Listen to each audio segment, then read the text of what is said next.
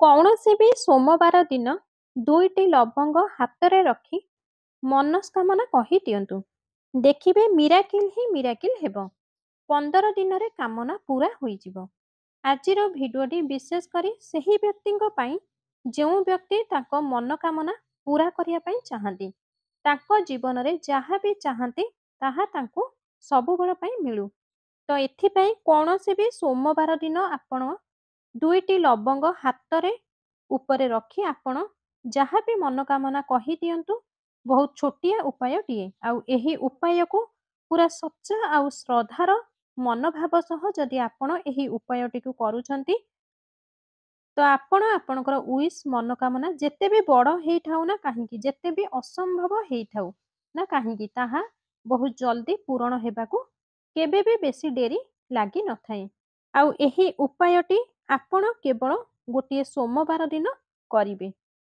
ଆଉ ଯେଉଁ ଉପାୟଟି ଆପଣ କରିବେ କେବେ ବି ଭାବିବେନି କେଜାଣି ଏହି ଉପାୟଟି ମୁଁ କରୁଛି କିନ୍ତୁ ଏହି ଉପାୟଟି କାମ କରିବ କି ନାହିଁ, ମୋ ମନୋକାମନା ପୂରା ହେବ କି ନାହିଁ, ଏହିଭଳି ନେଗେଟିଭ୍ ଚିନ୍ତା କରି ଏହି ଉପାୟକୁ ଆଦୌ କରନ୍ତୁ ନାହିଁ।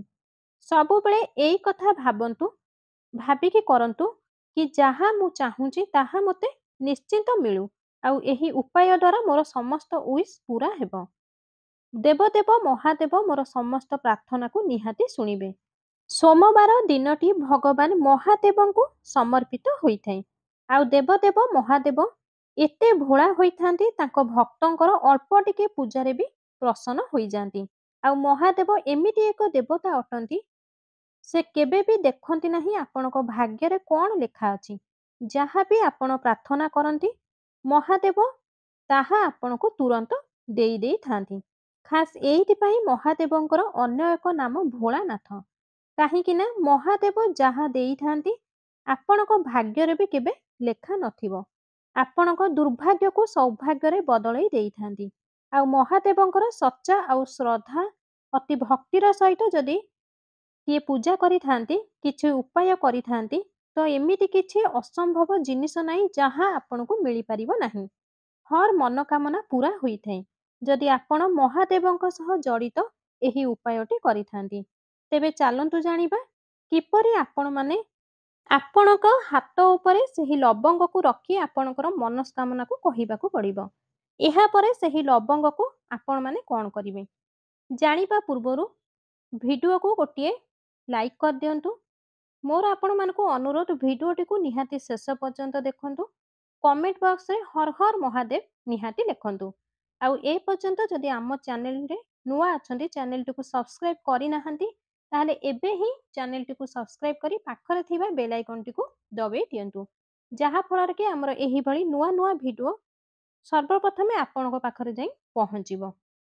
ସର୍ବପ୍ରଥମେ ଆପଣଙ୍କୁ ଆମେ କହିବାକୁ ଚାହିଁବୁ ଯେ ଆପଣ 2ଟି ଗୋଟା ଲବଙ୍ଗ ନିଅନ୍ତୁ। ସୋମବାର ଦିନ ଚାହିଁଲେ ସକାଳୁ କରିପାରିବେ, ନାହିଁ ତ ଏହି ଉପାୟକୁ ସୋମବାର ଦିନ ସନ୍ଧ୍ୟାରେ କରିପାରିବେ। ଗୋଟା ଗୋଟା ଲବଙ୍ଗ ନେବେ, ଭଙ୍ଗା ଲବଙ୍ଗ ନେବେ ନାହିଁ। ଏହା ସହ ଗୋଟିଏ କର୍ପୂର ଖଣ୍ଡ ନିଅନ୍ତୁ। ଏହାପରେ ଆପଣଙ୍କ ପୂଜା ଘରେ ବସି ପଡ଼ନ୍ତୁ।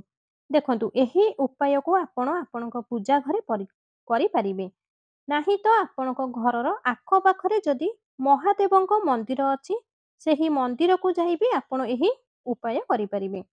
ସବୁଠାରୁ ପ୍ରଥମେ ଆପଣ କ'ଣ କରିବେ ନା 2ଟି ଗୋଟା ଲବଙ୍ଗକୁ ଆପଣଙ୍କର ସିଧା ହାତରେ ମାନେ ପାପୁଲି ଉପରେ ରଖିଦିଅନ୍ତୁ। ଏହାପରେ ଆପଣଙ୍କ ହାତକୁ ମୁଠି କରି ବନ୍ଦ କରିଦିଅନ୍ତୁ। ଆପଣଙ୍କର ଯାହା ବି ମନୋକାମନା ୱିଶ୍ ଅଛି ମନେ ମନେ ମହାଦେବଙ୍କୁ ମନେ ମନେ କୁହନ୍ତୁ। ଯେଉଁ ବ୍ୟକ୍ତିଙ୍କ ଘରେ ଧନ କମି ଅଛି ତ ଧନର ପ୍ରାର୍ଥନା କୁହନ୍ତୁ। ଘରେ କିଛି ଦୁଃଖ ଅଛି ଯାହାକି ଆପଣଙ୍କ ଘରେ ହର ସଦସ୍ୟଙ୍କ ମଧ୍ୟରେ ବହୁତ ଝଗଡ଼ା ଲାଗି ରହୁଥାଏ, ତାକୁ ଦୂର କରିବା ପାଇଁ ପ୍ରାର୍ଥନା କରନ୍ତୁ। ଯାହା ବି ଆପଣଙ୍କର ୱିଶ୍ ଅଛି ଆପଣଙ୍କ ହାତରେ ଲବଙ୍ଗ ଧରି ମନେ ମନେ ଭଗବାନ ଶଙ୍କରଙ୍କୁ କୁହନ୍ତୁ। ଆପଣଙ୍କର ୱିଶ୍ କହିସାରିବା ପରେ ଆପଣଙ୍କ ହାତ ମୁଠାକୁ ଖୋଲି ଦିଅନ୍ତୁ। ଏହାପରେ ମାତା ପାର୍ବତୀ, ଭଗବାନ ଗଣେଶ, ଭଗବାନ କାର୍ତ୍ତିକ ଏହି 3ଟି ଦେବାଦେବୀଙ୍କୁ ଧ୍ୟାନ କରନ୍ତୁ।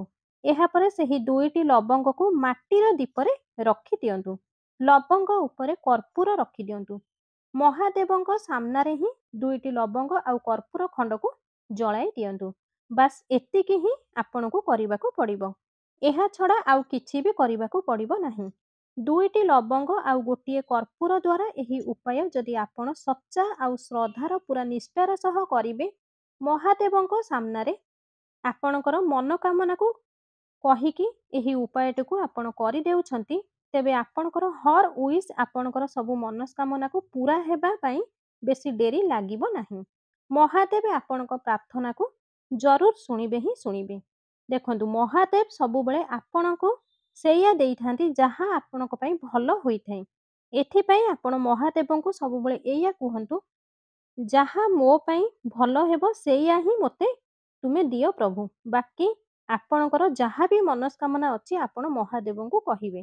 ଆଉ ମହାଦେବ ଆପଣଙ୍କର ମନସ୍କାମନାକୁ ଜରୁର ଶୁଣିବେ। ତେବେ ଇଏ ତ ଥିଲା ପ୍ରଥମ ଉପାୟ। ଏବେ ଆସନ୍ତୁ ଜାଣିବା ଅନ୍ୟ ଏକ ଉପାୟ। ଆଉ ଏହି ଉପାୟଟି ସୋମବାର ଦିନ କରିବେ। ଆଉ ଏହି ଉପାୟ କରିବା ପରେ କେବେ ବି ଆପଣଙ୍କୁ ଆପଣଙ୍କ ଜୀବନରେ ପିତୃଦୋଷ ଲାଗିବ ନାହିଁ। ଯେଉଁ ଲୋକଙ୍କ ଘରେ ବି ପିତୃଦୋଷ ଥାଏ କିମ୍ବା ପିତୃପୁରୁଷ ରାଗିଥାନ୍ତି, ତାଙ୍କ ଜୀବନରେ ବି କଷ୍ଟ ପଡ଼ିଥାଏ, ଦୁଃଖ ପଡ଼ିଯାଇଥାଏ। ଆଉ ଏହା ହିଁ ପ୍ରକୃତ ସତ। ବହୁତ ବ୍ୟକ୍ତି ଏହି କଥା ମଧ୍ୟ ଜାଣିନଥାନ୍ତି କି ପିତୃଦୋଷ ଲାଗିବା ହେତୁ ଘରେ କ'ଣ କ'ଣ ସବୁ ହୋଇଥାଏ। ପିତୃଦୋଷ ଲାଗିବା ହେତୁ ଆପଣଙ୍କ ଘରେ ଅଧିକରୁ ଅଧିକ ଝଗଡ଼ା କଳି ଆଦି ଲାଗି ରହିଥାଏ। ଘରେ ଆପଣଙ୍କର କୌଣସି ପିଲାକୁ ହଠାତ୍ ରାତିରେ ଭୋକ ଲାଗିବା, ଏଥିରୁ ଜାଣିବେ ଆପଣଙ୍କ ଘରେ ପିତୃଦୋଷ ଲାଗିଅଛି। ପିତୃଦୋଷ ଆପଣଙ୍କ ଉପରେ ରାଗିକି ଅଛନ୍ତି। ଆପଣଙ୍କ ପିତୃଙ୍କ ପ୍ରସନ୍ନ କରିବା ପାଇଁ ହିଁ ଏକ ଉପାୟ ଆପଣଙ୍କୁ କରିବା ଦରକାର। ଆଉ ଏହି ଉପାୟ ପାଇଁ ଆପଣ ଆପଣଙ୍କ ନିଜ ଘରର ଜଳ ନେବେ। ଆଉ କୌଣସି ବି ଶିବ ମନ୍ଦିରକୁ ଯାଇ ଏହି ଜଳକୁ ଶିବଲିଙ୍ଗ ଉପରେ ଚଢ଼ାଇବାକୁ ହେବ। ଆଉ ଯଦି ଆପଣ ଆପଣଙ୍କ ପୂଜା ଘରେ ଶିବଲିଙ୍ଗ ରଖି ପ୍ରତିଦିନ ଜଳ ଚଢ଼ାଉଛନ୍ତି, ତେବେ ସୋମବାର ଦିନ ଆପଣ ପୂଜା ଘରେ ରଖିଥିବା ଶିବଲିଙ୍ଗ ଉପରେ ଆପଣଙ୍କ ଘରୁ ଜଳ ଚଢ଼ାଇ ପାରିବେ। ଯଦି ଆପଣଙ୍କ ଘରୁ ଜଳ ନେଇ ଆପଣ ସିଧା ମହାଦେବଙ୍କ ଶିବଲିଙ୍ଗ ଉପରେ ଜଳ ଚଢ଼ାଉଛନ୍ତି, ତ ଏହି ଜଳ ଆପଣଙ୍କର ସିଧା ପିତୃ ପାଖକୁ ଯାଇଥାଏ। ଆପଣଙ୍କ ପିତୃଙ୍କୁ ସିଧା ଏହି ଜଳ ପ୍ରାପ୍ତ ହୋଇଥାଏ। ଆଉ ଯେଉଁ ବି ପିତୃଦୋଷ ଲାଗିଥାଏ, ଠିକ୍ ଆପଣଙ୍କ ଉପରେ ପିତୃ ରାଗିଥାନ୍ତି, ଅଳ୍ପ ମାତ୍ରାରେ ହେଉ କିମ୍ବା ଅଧିକ ମାତ୍ରାରେ ଦୋଷ ଆପଣଙ୍କୁ ଲାଗିଥାଏ, ଦେଖିବେ ତୁରନ୍ତ ଆପଣଙ୍କ ଘରୁ କମ୍ ହୋଇଯିବ। ପିତୃ ପ୍ରସନ୍ନ ହୋଇଯିବେ ଆପଣଙ୍କ ଉପରେ। ଏହା ସହ ପିତୃ ଆପଣଙ୍କୁ ଆଶୀର୍ବାଦ ଦେଇଥାନ୍ତି। ଆଉ ଯେଉଁ ଲୋକ ତାଙ୍କ ପିତୃଙ୍କୁ ପ୍ରସନ୍ନ କରି ରଖିଥାନ୍ତି, ତାଙ୍କୁ ସବୁ ପ୍ରକାରର ସବୁ ସୁବିଧା ତାଙ୍କ ଜୀବନରେ ମିଳିଥାଏ। ତାଙ୍କୁ ସବୁ କିଛି ମିଳିଥାଏ, ଯାହାକି ସେ ଚାହିଁଥାନ୍ତି ତାହା ସବୁ କିଛି ତାଙ୍କୁ ପ୍ରାପ୍ତ ହୋଇଥାଏ। ଏହି ଉପାୟଟି ବହୁତ ଛୋଟ ଉପାୟଟିଏ ଅଟେ। ନିହାତି ଏହି ଉପାୟଟିକୁ କରନ୍ତୁ, କାରଣ ବହୁତ ଲୋକ ଜାଣିନଥାନ୍ତି ପିତୃଦୋଷ ଲାଗିବା ହେତୁ ଘରେ କ'ଣ କ'ଣ ସବୁ କ୍ଷତି ହୋଇଥାଏ। ତ ଚେଷ୍ଟା କରନ୍ତୁ ପିତୃଙ୍କୁ ସବୁବେଳେ ନିଜ ଆଡ଼କୁ ପ୍ରସନ୍ନ ରଖିବା ପାଇଁ। ଏବେ ଚାଲନ୍ତୁ ଅନ୍ୟ ଏକ ଉପାୟ ବିଷୟରେ ଜାଣିବା।